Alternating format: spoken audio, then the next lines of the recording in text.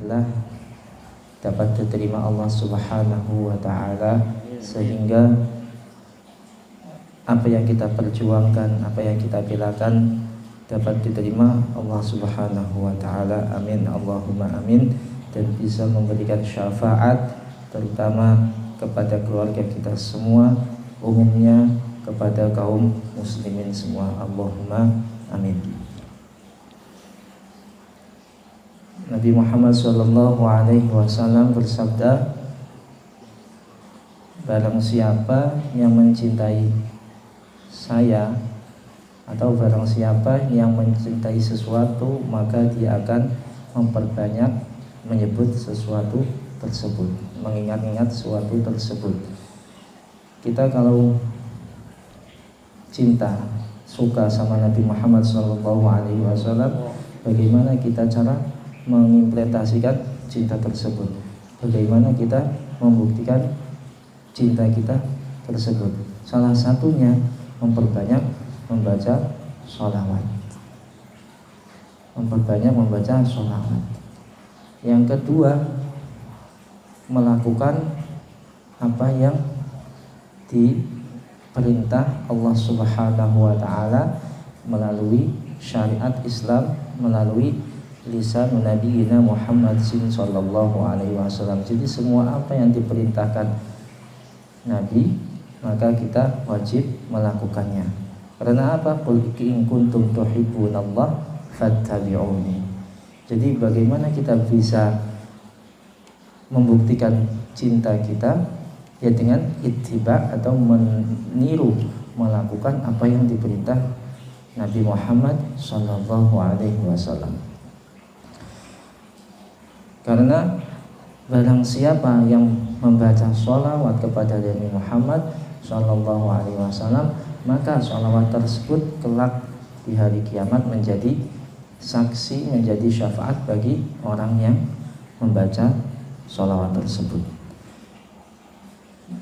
Nabi Muhammad sallallahu alaihi wasallam orang yang suka atau seumur hidupnya di waktunya digunakan untuk berdakwah. Dakwah berarti di sini ada kata membela agama Islam, memperjuangkan agama Allah dan khidmah kepada Allah Subhanahu wa taala. Kita sebagai umat Islam sudah wajib bagi kita semua untuk saling bahu membahu dan saling membantu. Entah itu berupa pikiran atau tenaga ataupun yang lainnya. Karena al-muslim akhul muslim. Orang Islam satu itu merupakan saudara dari orang Islam lain. Ketika ada saudara kita, tetangga kita, teman kita, guru kita merasa kesulitan, bagaimana kita untuk sebisa mungkin membantu mencarikan jalan keluar tersebut, mencarikan solusi orang yang kesusahan. Niat kita niat apa?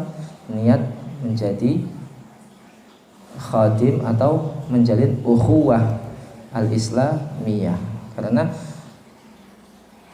apa? Ibarat seorang muslim itu ibarat seperti bangunan satu. Ketika bangunan tersebut ada yang harus dibenahi, yang gerak siapa? Ya orang Islam itu tersendiri. Jangan menunggu yang lainnya untuk membantu. Ini. Maka betapa pentingnya Nabi mencontohkan khidmah kepada umat. Nabi sekian puluh tahun membenahi bangsa Arab sehingga semuanya, sebagian besar dari bangsa Arab tersebut masuk Islam dan mendapatkan hidayah Allah. Ini berkat pengorbanan atau khidmah. Jadi kita ketika ingin menjadi orang yang benar-benar bermanfaat, orang yang hidupnya bisa bermanfaat bagi manusia, kita harus mengedepankan khidmah atau jiwa sosial. Karena kita sebagai makhluk hidup tidak luput dari saling bantu membantu atau sifat sosial tersebut. Walaupun terkadang orang yang kita bantu atau orang yang sesama tetangga kita itu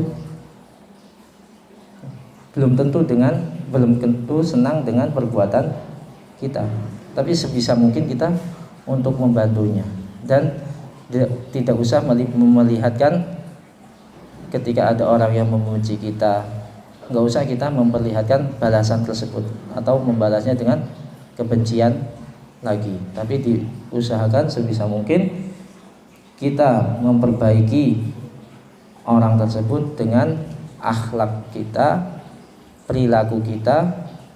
Perilaku yang seperti apa? Yang menunjukkan cinta kita kepada sesama muslim, sehingga orang tersebut melihat kita bukan sebagai musuh, tapi melihat kita sebagai teman yang saling mencintai dan bisa membangun ukhuwah Islamiyah. Mungkin dalam majelis seperti ini kita bisa menjalin poin-poin tersebut. Ukhuwah Islamiyah kita bisa terjalin, rasa cinta kita kepada Nabi Muhammad SAW bisa dibuktikan dengan membaca sholawat. Jiwa sosial kita atau kita sebagai khadimul ummah itu bisa dibuktikan dengan adanya majelis-majelis seperti ini. Karena sebagian ulama ada yang mengatakan man khadama khudima. Barang siapa orang berkhidmah kepada orang lain, membantu urusan orang lain, maka kelak dia akan ada yang membantu urusan tersebut.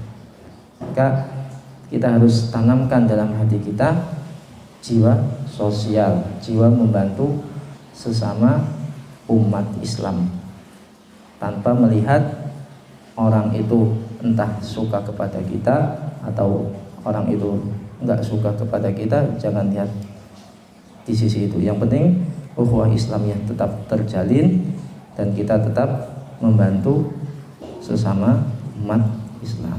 Mungkin sekian yang bisa saya sampaikan sedikit, moga-moga ada manfaatnya. Wabillahi taufik wal hidayah. Wassalamualaikum warahmatullahi wabarakatuh.